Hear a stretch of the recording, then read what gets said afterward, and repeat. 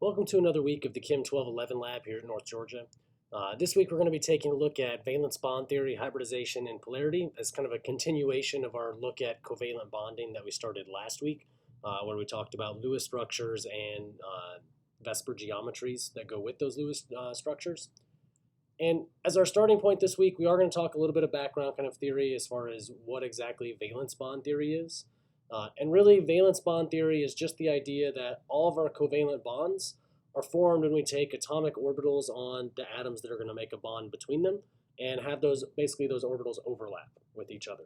And it's that atomic overlap between them that actually then causes those bonds to form. Now, when we think about this from an electron perspective, we usually think of kind of one electron on each of those atoms. And those electrons, if they have opposite spins, and when those atoms overlap, or when those orbitals in particular overlap, you get those electrons, those different spins to kind of form a pair of electrons in that bond. And we get kind of a visual image here that's kind of shown. If we have a hydrogen atom that has an electron, we have a chlorine atom here that's just using one of its p orbitals to try and form this overlap. And we'll talk about the idea of hybridization and why this maybe isn't the best image to show these two in a little bit. But just because, again, a simple kind of example here, two orbitals, they each have an electron in them. If those electrons are opposite spins, it's possible for those orbitals to now overlap. Now we have a pair of electrons with opposite spins in this overlapped region, and this is basically then how our covalent bond between hydrogen and chlorine can be formed. So, and in particular, we refer to this type of bond as a sigma bond, and we'll describe kind of more of that here in just a second as we describe our types of basically covalent bonds for valence bond theory. So, our two main types of bonds, for valence bond theory. The one that we saw in the last slide we refer to as sigma bonding. And then we also have then pi bonds that can also exist as kind of our second type of bonding. Now, to go through each of these kind of individually, sigma bonds are always formed by kind of an end-on or direct overlap between orbitals. I usually think of this as it's an overlap in one region of space. And some things to note about this as we get talking about hybridization here in a few moments also, hybrid orbitals only form sigma bonds. So if you have a hybrid orbital present, it's either forming a sigma bond, or the other possibility is it might just hold lone pairs, but the only bonds that hybrid orbitals ever form are always sigma bonds. Now, if we're looking at a Lewis structure and trying to figure out what bonds in a molecule are sigma bonds, it's actually pretty easy because it turns out the first bond between any two atoms is always a sigma bond. That means that every single bond present in a molecule is a sigma bond, and it's not till we get like a second or a third bond between any two atoms in a molecule that we actually start to see pi bonds. And so for those pi bonds, they are different because it's actually more of a side-on overlap. And we'll see an image here in just a moment on the next slide that'll, I think, show this a little bit better than I can probably describe or try to show here. And typically we can only get the side-on overlap between two unhybridized p orbitals. And so there's actually kind of two regions of overlap for every single pi bond. Whereas that sigma bond, you had kind of just one region of overlap for each sigma bond that was forming. And like I mentioned before, pi bonds, we're only going to see this as the second and third bonds in a multiple bond between atoms. And so what we're always going to be looking for, for something to have a pi bond in the molecule, you have to have a double or a triple bond. Right? So if you have a double bond, that double bond is one sigma bond and one pi bond. If you have a triple bond, that's one sigma bond and two pi bonds making up that triple bond. Now, here's kind of, again, some visual pieces here that I think will help demonstrate this a little bit better. So this is an example of if we have this molecule is C2H4, trying to show kind of what's going on with the orbitals here. So the yellow orbitals that are shown here around this carbon, they are a type of hybrid orbital. Again, we'll get into the hybridization part in a second. But the important part here is just this overlapped region right here. Right? These are two orbitals. It's kind of in what we call end-on or direct overlap. They're overlapping in one region of space. This is a sigma bond. These are p orbitals on each of these carbons. That it's these p orbitals in a side-on fashion where they get a little bit of overlap in this side-on fashion where it looks like there's almost two different bonds being formed. But because this is one p orbital going up and down on this carbon, and this is another just one p orbital going up and down on that carbon, those two p orbitals are then interacting with each other, both above kind of and below where the carbons themselves are, and all of this is one pi bond. And so our pi bonds, they look very different in terms of kind of where the electrons are. Like if we have two atoms here and here with their carbons, sigma bond's kind of directly in between them. If we have a pi bond, the electrons are actually kind of above and below where the individual atoms are that are making that pi bond. And so it's a little bit kind of weird to think about the individual pi bond when you first see it. That's kind of the visualization, I think, of what I was trying to describe on that last slide in terms of kind of the differences between these two types of bonds. Now, hybridization, the last piece of kind of valence bond theory for us to really kind of talk about here. And this really deals with how do we actually get our normal three-dimensional VSEPR geometries from just the plain atomic orbitals, right? Where we'd have just an s orbital or our p orbitals that are really all perpendicular to each other. It's hard to reason through how we get something that's like a tetrahedral shape from those orbitals. And so the way we describe that process is happening is through what we call hybridization. And so how hybridization works is you basically, if you've probably heard this term in other senses outside of chemistry, you're basically taking things that are different, mixing them together, and your end product after mixing them is something that kind of has properties of each of the things you mixed. And so atomic orbitals can be combined to form these hybrid orbitals within an atom. So for instance, if you take a single s orbital and a single p orbital and you mix them together or hybridize them, you get two what we call SP hybrid orbitals out. And some different things you'll see here in terms of hybridization. The number of orbitals that you actually mix to begin with is the total number of hybrid orbitals you're going to make. And the terminology for the type of hybridization that occurs is actually going to come from the orbitals that were mixed. So if we have here we had a single s orbital and a single p orbital, that's why it was sp. We'll see in the next slide if we mix one s orbital and two p orbitals, then we'll actually get SP2 for the notation of that. Now, the actual hybrid orbital that gets formed in this process kind of looks like a hybridization of an s and a p orbital. You basically end up with two lobes to your orbital like a p orbital, except one of those lobes is really big, like an s orbital, and the other one is tiny, and that's kind of how they mix together. This is to give kind of a visualization of that. If we imagine an s orbital and a p orbital, if we're undergoing what we call this hybridization process, our hybrid orbital we get one big lobe, one tiny lobe. And likewise, there's kind of two ways this can actually be done. If we have two orbitals that are mixing, there's two possible ways they can be combined, really depending on the signs of the p orbitals and the s orbitals that we're putting together.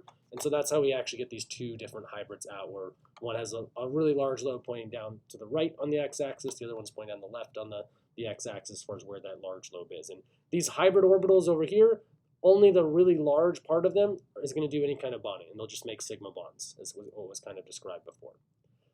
And again, visually, just trying to show what happens if you have p orbitals and an s orbital, if you have, like, say, multiple. So let's say we have two p orbitals. Let's say we take the 2px, 2py, and a 2s orbital, and we're going to hybridize these three. We get what's called SP2 hybridization. The hybrid orbital looks very much like what we saw on kind of the last slide. Pretty much all the hybrid orbitals look more or less the same. The difference is here now in this image, these three green lobes here are the actual big parts of SP2 hybrid orbitals. And notice their geometry. Three SP2 hybrid orbitals, they're all oriented in kind of a trigonal planar type shape. The other colors here are actually just the plain 2pz orbital that didn't hybridize. Right? So any p orbitals that don't hybridize, they do just remain as plain p orbitals kind of at the end of this process. And it's important because those plain p orbitals, if they don't hybridize, it's because these p orbitals are actually going to make a pi bond, is something that we're going to be seeing out of all of this. And then again, showing some more, if all of our p orbitals hybridize here, so we have all three of our p orbitals and an s orbital, we get an sp3 hybrid orbital. And this again looks pretty much just like the previous ones. Now all these green lobes here for our hybrid orbitals, these are now all sp3 orbitals. And notice they're oriented in kind of a tetrahedral type geometry. And that's kind of the general pattern of things that we generally see. And to give an example then of like what do the orbitals look like in terms of making molecules. So here we have, this is methane. So we have carbon and 4 hydrogens that we're attaching to it. Since the carbon has 4 things around it, which is kind of a tetrahedral type geometry, it's going to end up with this SP3 hybridization, where we have an SP3 hybrid orbital pointing in all the directions of that tetrahedral shape. And then our s orbitals on the hydrogens, and again, hydrogen is going to be a weird element in the sense that it'll never hybridize, because hydrogen pretty much only has that one s orbital, and that's the only thing that's ever going to fill with electrons. And so we end up with the hybrid orbitals on our carbon here, making sigma bonds to all of our hydrogen 1s orbitals, and that's what this is visually trying to show us here. Now, if what we're trying to do is figure out hybridization of any particular atom in a structure, it's actually really systematic and pretty easy to pick out, particularly once you get comfortable with geometries in general. And what we see is that once you know an electron geometry for something, it turns out there should be a hybrid orbital pointing in the direction of any of the general regions of space for that electron geometry. So let's say your electron geometry is trigonal planar. You should have, which has kind of 3 areas around the central atom that have electrons. That means you should have 3 hybrid orbitals that you're going to have for that particular shape. Likewise, if we have just 2 things, that's a linear geometry we've seen before. It's going to be just plain SP hybridization, and your 2 SP orbitals will be pointing kind of opposite of each other. If we have 3 things around an atom, that's trigonal planar electron geometry. The hybridization is going to be SP2 because there's 3 orbitals that are going to be mixing, basically so they can point in these 3 just kind of trigonal planar type directions. If we continue that, we kind of already saw this in the methane example. 4 electron groups around a central atom is tetrahedral for the electron geometry, SP3 for the hybridization, and you're basically going to get one of these SP3 hybrid orbitals pointing in kind of those tetrahedral, or each of the 4 tetrahedral directions. Now, if we go up past 4 electron groups around a metal, we do have kind of terminology for that hybridization type, although we don't usually talk about the hybridization of things that have that many electrons around them, mainly because it turns out hybridization for expanded octet systems usually isn't quite as appropriate or accurate. So we won't see this notation pop up too often, but it does come up every now and then, and so we will kind of just show the general terminology that's used in those cases. But if we do have 5 general electron groups, or again, this is 5 really just regions of electrons around a central atom, your electron geometry would be trigonal bipyramidal, and the hybridization we call that is now SP3D.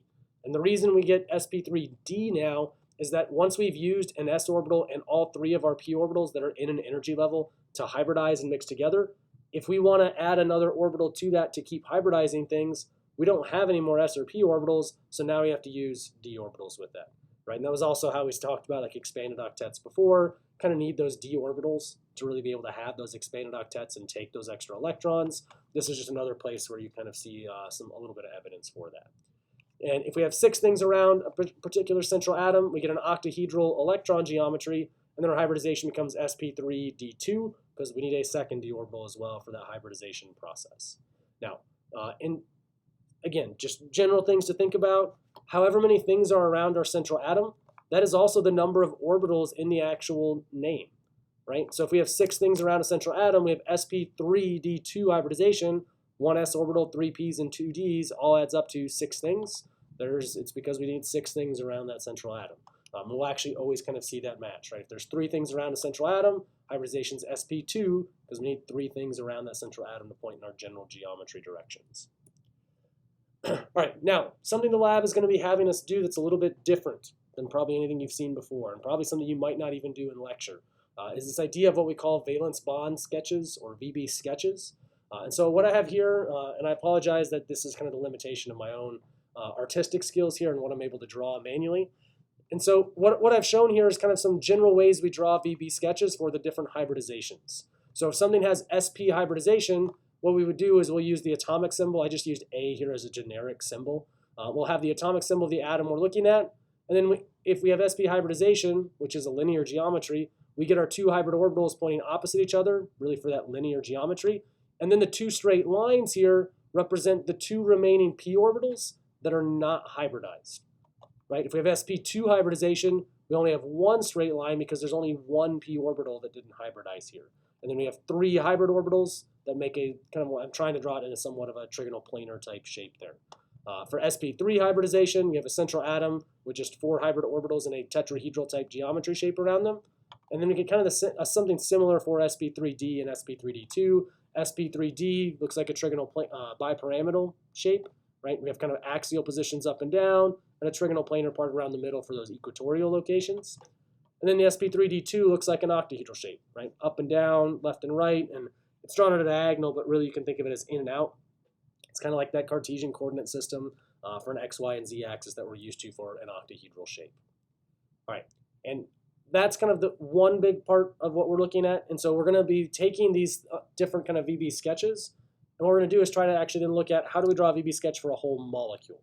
And so I'm going to kind of show a couple quick images of examples. And so on the left here, this is for formaldehyde.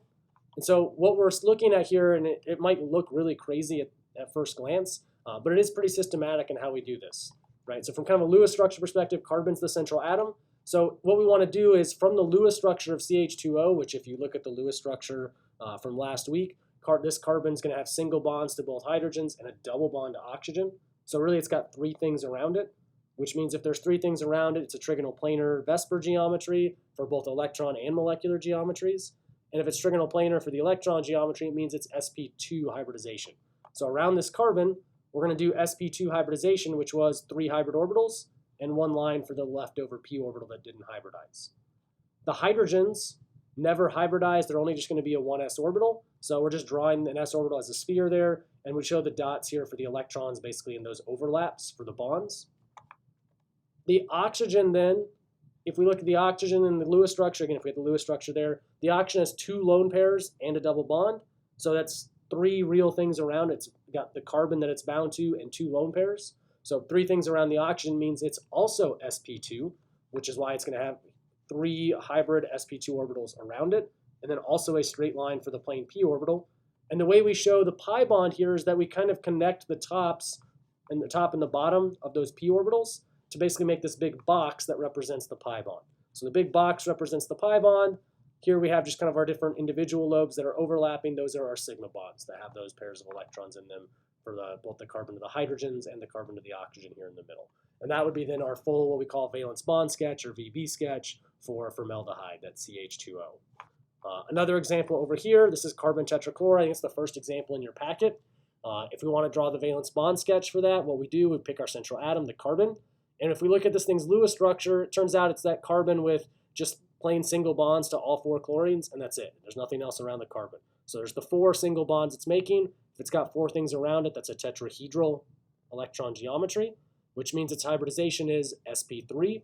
And the VB sketch that we showed for sp3 a couple slides ago was basically just single lobes in the direction of kind of a tetrahedral type shape around that atom. So there's our 4 sp3 orbitals around the carbon.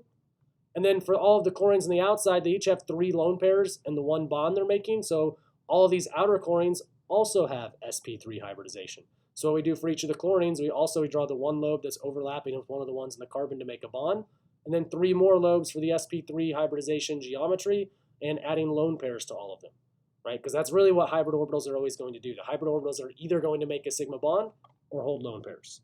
That's what should always happen with our hybrid orbitals for things. And so every one of our chlorines here also has the same sp3 hybridization that the carbon did.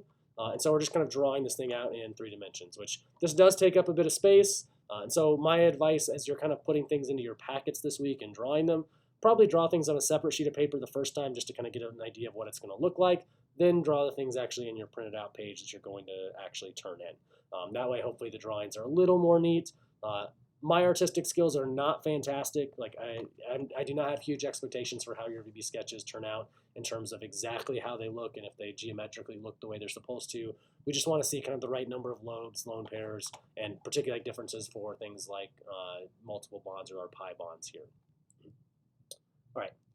The other thing we're going to see here more, and you're going to see more on those VB sketches and stuff in lab this week. The other thing we're going to talk about this week in lab is going to focus on the idea of polarity.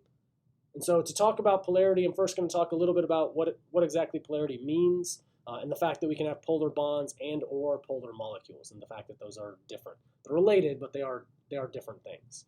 And so what we do to figure out if an individual bond is polar is that we look at the electronegativity of the elements making that bond. And if the electronegativities are different, then that bond is probably going to be polar because those different atoms are basically pulling the electrons more tightly at kind of a different pace or different rate. And so let's say, for instance, you have an oxygen and a hydrogen that are making a bond. The oxygen is much more electronegative, which means the oxygen is going to pull the electrons towards it in the bond. And what that does is creates kind of a small separation of charge. The oxygen will feel slightly negative, the hydrogen will feel slightly positive, and that's really what it means to be polar. Now, for a molecule to be polar, it's a little more complicated. For the molecule to be polar, we actually have to look at the full 3-dimensional shape and actually figure out, is this whole molecule polar based on kind of 3-dimensionally how any individual polar bonds would really combine their polarity in a sense. And you'll hear this term dipole used. Any bond, if we have an individual bond that's polar, that bond is going to have something called a dipole. And it's basically, you can think of it as it's a small separation of charge. It's how we get like partial positive and negative charges in a molecule is through these what we call dipoles. And what we do for our molecule is just really add up all the individual dipoles to see if the whole molecule has kind of an overall dipole left to it. And I'm going to detail that more kind of on these next couple slides with a couple visual images that will hopefully make that a little bit easier for people to understand what I'm talking about. But it is going to be imperative that we look at a molecule shape, which does mean we have to be able to draw a correct Lewis structure for our molecule and to get the correct Vesper geometry, right? Because otherwise, if we don't have the right Lewis structure, we're not going to get the right Vesper geometry. And if we don't have the right Vesper geometry, then we also are going to have problems trying to figure out if something's polar or not, because we might not know or have the correct shape that we're looking at. So the process to actually figure out if it's polar or not, or if a molecule is polar. If we have polar bonds on the molecule, it's possible the molecule can be polar, but it doesn't guarantee it. For instance, there's going to be a lot of molecules that have only polar bonds, but the whole molecule itself is actually nonpolar. And we'll look at an example of how that can happen in a moment. The opposite of that, though, is true. If you have only nonpolar bonds to start with, the whole molecule will be nonpolar kind of overall. Because remember, if you have a polar bond, it's kind of a separation of charge. But if the bonds are nonpolar, there's no separation of charges anywhere. And then if there's no separation of charges anywhere, there's no separation of charge through the whole molecule, so the whole thing's nonpolar.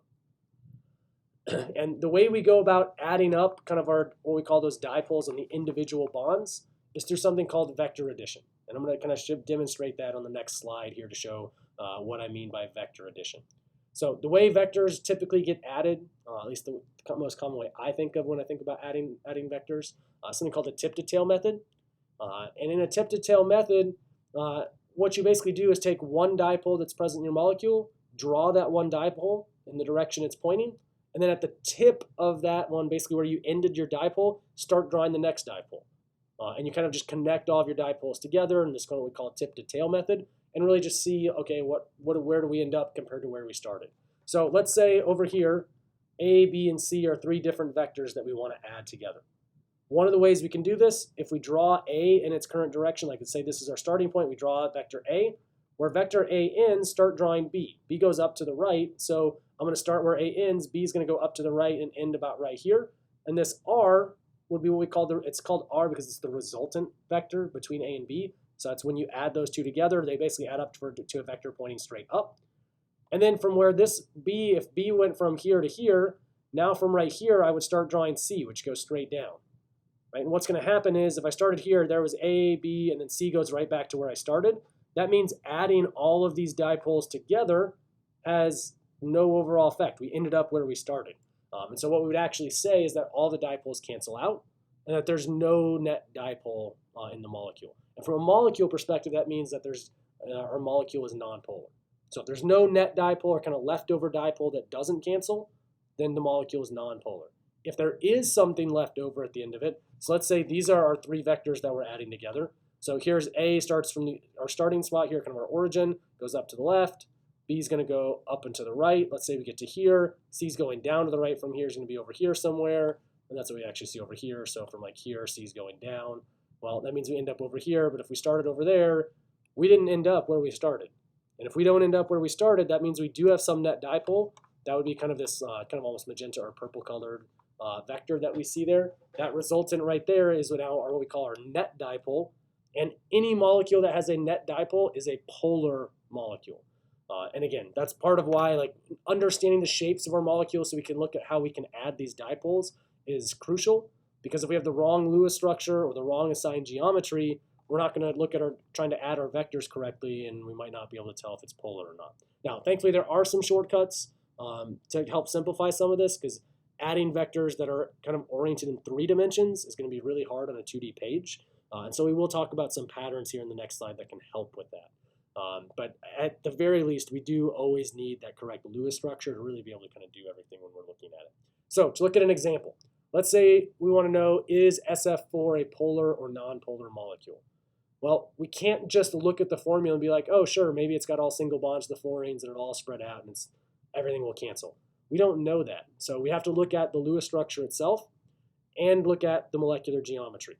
So if we look at the Lewis structure, and kind of really this is more the geometry over here that's being shown, this would be our sulfur as a central atom. It actually has single bonds to all of the fluorines, and it's not a tetrahedral geometry because there's actually a lone pair over here in the Lewis structure. So the Lewis structure does have a lone pair on it, and what happens because of that notice that we have kind of these little arrows with a little kind of like hash mark on them here. Really, you can think of this almost as like a plus sign that then points to the outside where there's a negative charge.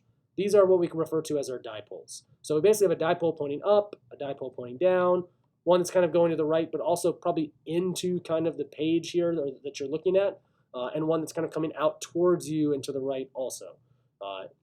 And if we add up all of these vectors, the up and down ones pretty clearly should cancel out. But these two over here that are pointing to the right and kind of away from us and to the right and out towards us, the kind of away and towards from us parts will cancel. But overall, all of these dipoles added together are going to end up equaling some dipole that points straight right, which means this molecule does have some dipole that didn't cancel out. And so SF4 is a polar molecule as a result of that.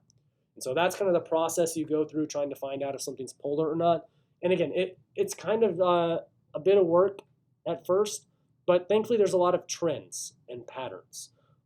All of our electron geometries, linear all the way up to octahedral, it turns out if all of your outer atoms are identical, and you actually have atoms in all of those locations for those electron geometries, so basically when your molecular and electron geometries are the same on a molecule, and the outer atoms are all the same, turns out your molecule will actually be nonpolar. All of the electron geometries are symmetrical, so that all their dipoles will cancel out if everything in the outside spots are the same.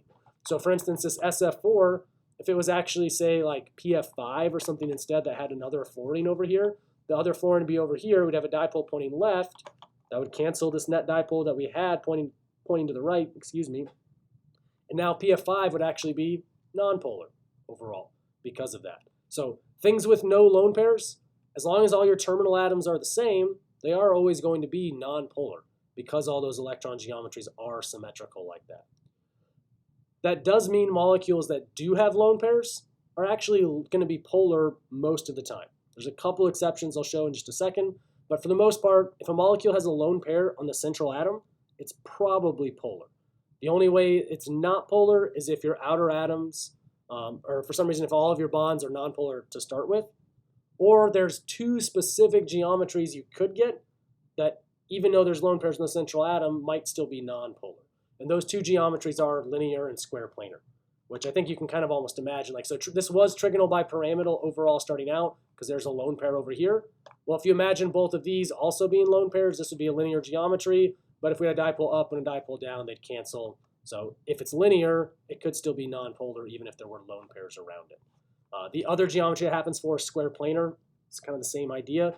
Your lone pairs are opposite each other, but then all of your atoms are kind of still opposite of each other as well. So if all the atoms are the same, or at least the opposite atoms are the same as each other, your dipoles will cancel and you can get a nonpolar molecule that way. So these are the only two real geometries you'll ever see that a molecule can have a lone pair on the central atom and actually still be nonpolar. Otherwise, if there's a lone pair in the central atom and your bonds are polar to start, that molecule is polar. And so it's kind of a way that you can, from just a Lewis structure, break things down better. And you don't always that way then have to draw out these three-dimensional kind of images to see what's the 3D shape look like, how do the dipoles look relative to one another, and then try to add those things together, because that does get a little bit tricky for some of our three-dimensional shapes. All right, that does cover kind of the end of the different topics you'll probably be seeing in lab this week. You'll be seeing a handful more examples kind of going through these again. We understand that a lot of you probably will not have seen this yet in lecture. That's fine. This is, again, some of the bigger, more important things that we see this semester. Hybridization, you'll see again in organic chemistry. When you start seeing things with polarity, you're going to see that again really next semester at the start of 12-12. And so these things are crucial to future chemistry courses. So why we try to spend a lot of time on them both in lecture and in lab. And so do take the time if these things aren't really making a lot of sense, ask some questions because these things aren't going away. You definitely want to make sure you kind of understand what's kind of being shown, or how to draw a Lewis structure and get the Vesper geometry and use that to figure out like hybridization or is the molecule polar or not, because those are things you are likely to be doing for a while, particularly if you're a biology or a chemistry major where you're going to be taking a handful of more chemistry classes. All right, and so I think that does wrap things up for this week. Hope everyone has a good week, and we'll see you all in the next video.